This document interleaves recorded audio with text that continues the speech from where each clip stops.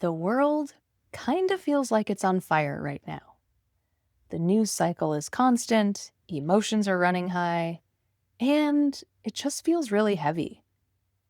When we're living in that kind of constant stress, it's easy to feel guilty for wanting peace, or even impossible to imagine relaxing. But the truth is, we can't pour from an empty cup. In this episode of Unwind, we're talking about how to cope with political fear or just fear about the world that we're living in, how to make space for your emotions, protect your peace, and find ways to ground yourself even when the world feels overwhelming. Welcome to Unwind, the podcast that helps you get out of your head and back into your heart. I'm your host, Blair Nicole, and I'm a PhD candidate in psychology, former trauma therapist, and self-compassion coach. This is your space to slow down, tune in, and rewrite the stories that are no longer serving you. So, we're living in difficult times. The news is stressful, it's 24/7, and so many of us are just carrying around this constant feeling of anxiety and fear, maybe even panic. Our hearts might be breaking for people around the world, or for people we know personally who are struggling. We might also be fearful for ourselves, whether it's economic uncertainty, strains on our relationships, or just not knowing what the future holds. And if I'm honest, I have been feeling a lot of these same things. Some days it feels like too much to hold. I have caught myself doom scrolling, taking in way more than my nervous system can handle, and then feeling hopeless or enraged as a result.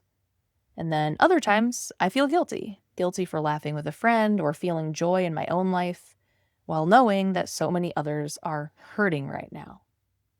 But here's the truth. We cannot live in this constant state of stress and fear and still expect positive outcomes. We cannot pour from an empty cup. If we don't take time to care for our own nervous systems and emotions, we burn out. We get sick. We get resentful. We start to feel hopeless. And then we're no good to ourselves or to anyone else. So I want to share some ways that we can care for ourselves in the middle of all of this chaos. Not to ignore what's happening, but to make sure we have the energy and presence to respond in healthy and intentional ways.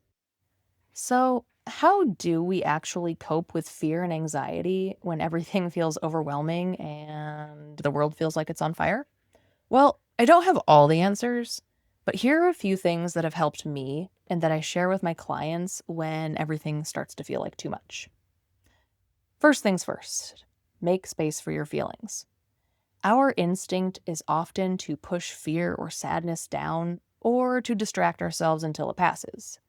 But unprocessed feelings don't go away. They just go underground and then they show up later as reactivity, irritability, resentment, burnout.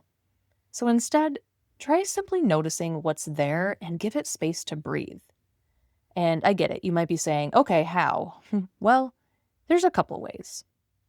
First, just notice the body sensations that are coming up and allow them to move through you.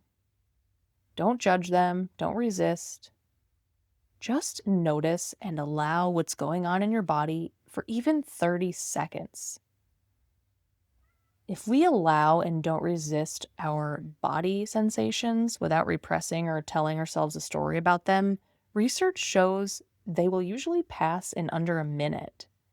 So, for example, if you feel anxiety in your chest or even feel full-on panicky, instead of trying to distract or calm down, just allow the sensations to be, and eventually they will pass.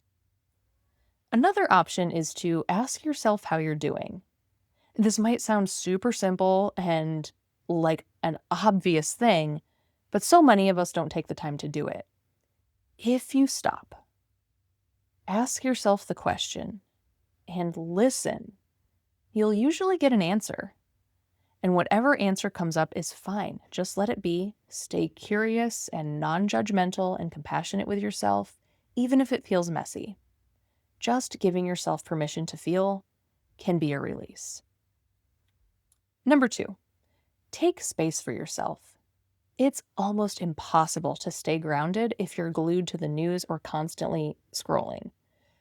This is definitely not coming from a place of judgment because I still do it sometimes. You're not going to be perfect, and that's fine.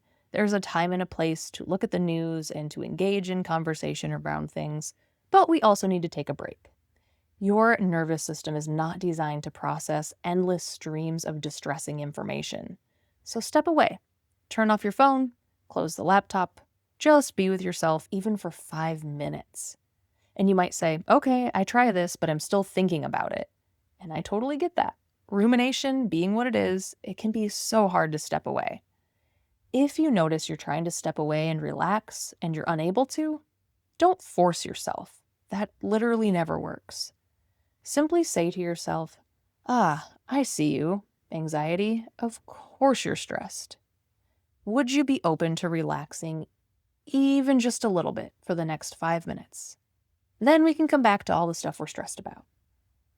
By inviting yourself to soften instead of trying to force the relaxation, you'll usually get a little bit of a relaxation response. And if you don't, you can simply ask yourself, what are you afraid will happen if you relax? And then allow space for an answer, and you'll usually get one. Stay open and curious, and remember to not judge what comes up. I actually walk my clients through this process of learning how to relax more in depth in my mini course, Rest Without Guilt. If it's something you're interested in, you can see a link to it in the show notes. But even a 10% improvement in relaxing can be really helpful to your mental well-being. The world will not fall apart where you pause, and you'll return with more clarity. Number 3, set boundaries when needed. There's a lot of pressure to always be on, to engage in every debate, to carry every burden. But the truth is, you don't have the capacity for everything, and that's okay. Maybe it means saying no to a conversation that you know will drain you, asking for more rest, or even temporarily stepping back from certain relationships. Boundaries don't mean you don't care. They just mean you care enough about your health and sanity to protect them. Number 4, allow space for peace and joy.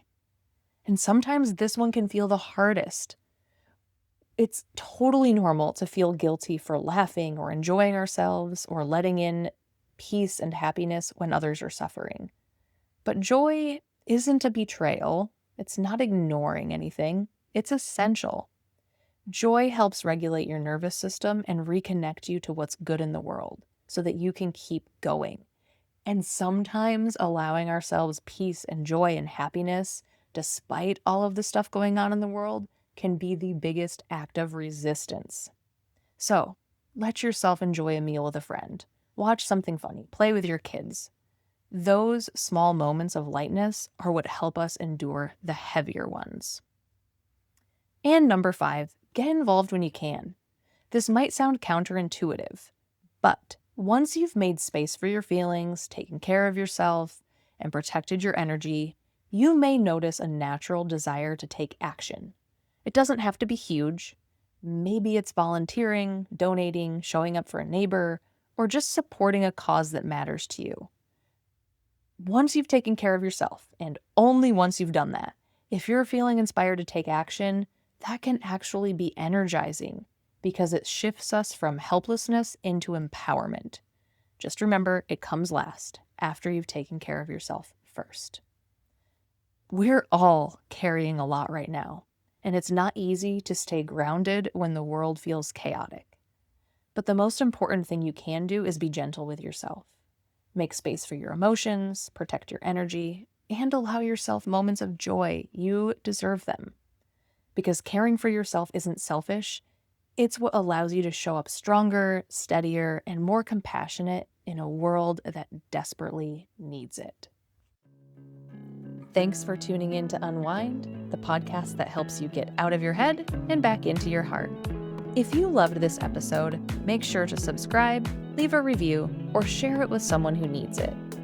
If you want to go deeper, you can get free immersive meditations at blairnicole.blog blairnicole.blog/unwind. You can explore online coaching programs at blairnicole.blog/coaching, and you can grab my book, 31 Days of Self-Compassion, on Amazon to start building a habit of self-compassion one day at a time. Everything I create is designed to help you remember you are enough and you already have everything you need within you to heal. Thanks for tuning in. See you next week.